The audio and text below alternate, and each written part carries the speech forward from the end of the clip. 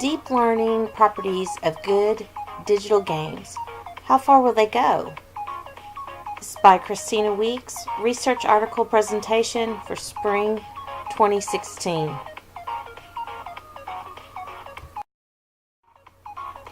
Digital games. There are 6 properties that allow the individual to achieve learning while gaming.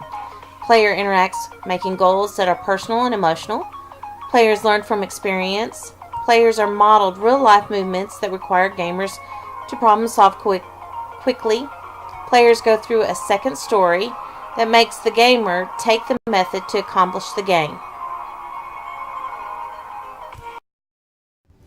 James Paul Glee viewed digital games as it helps people learn with content, skills, values, and conceptual understanding.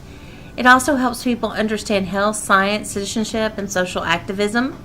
It helps to select the right games for learners. The 6 properties of gaming are: 1. It uses rules and systems to one's advantage. 2. It gives players a microcontrol. 3. Gaming is an experiential learning. 4. It uses affordness between world elements. 5. Gamins are models in creating experience. And 6. Player interacts with the stories.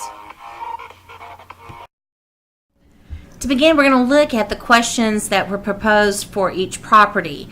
There are 6 properties. So for property 1, does the game allow and encourage the player to psych out or take advantage of the underlying rule system to accomplish personality held by goals to which the player is emotionally attached? Property 2, does the game allow the player to microcontrol that creates either a sense of embodied intimacy or a feeling of reached in power and vision? Property 3, does the game offer the player experiences that meet the conditions for good learning?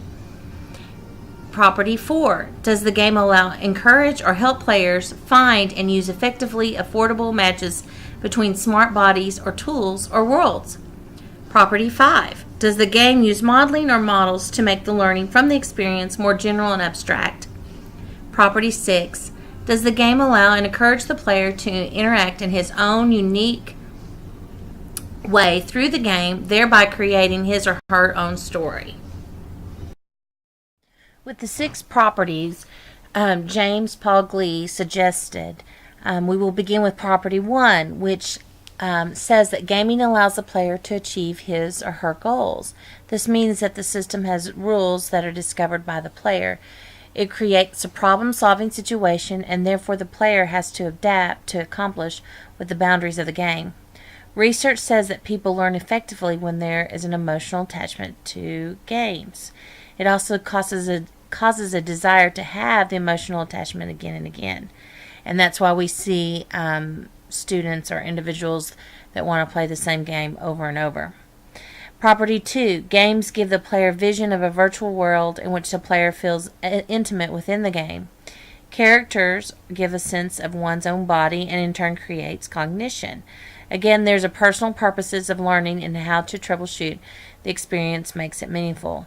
And at the elementary level, we have a game that we call it Think Through Math, which they actually build an avatar. And this is actually, the avatar is the character of them, where they use the hair and the eyes and the clothing and so on. Students have to learn points to actually dress the avatar. So that would fit under property 2. For property 3, games create experiences for learning. The conditions within the games are not simple and can be complex. The experience is then put into long-term memory. So when the player starts a new game, the memories are there and thus allows for new troubleshooting. The term is called debug and allows the player to improve on the experience. Property 4, affordance equals effectiveness and in turn matches with real virtual 2 abilities. An example of this is when a player is an avatar moving in a virtual world to help solve problems. The player continues to move, trying to complete tasks by finding ways out of that world, looking for certain things, and making connections with mind, body, and world. Property 5.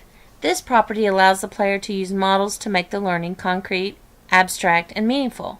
Tools that are in the virtual world, such as cars, buildings, planes, people, backgrounds, and things. Each model can have lots of details, and another model can have less details. The model is an important feature to enhance the gaming experience. For example, in a game, a player may get into an airplane, fly the airplane, and interact while flying. 46. Games tell stories like books, videos, and movies. There are types of stories in which the designer sets up the situation, and there are stories in which are created after a series of events. The player could have choices to pick equipment or clothing to wear, choices to pick pathways or strategies, and have the choice to revisit a location within the game.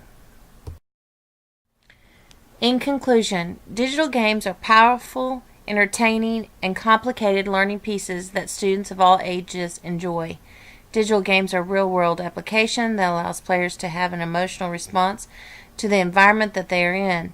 Individuals make goals, create experiences, and can master their own learning by making their story in a virtual world. 3 questions that come to mind are: does the game create conditions for good learning? Why do we as educators need to understand digital games? And what digital games could be brought into the classroom for learning? This is the PDF article that is online. Here's the web link to it. It actually has the complete article on this web link.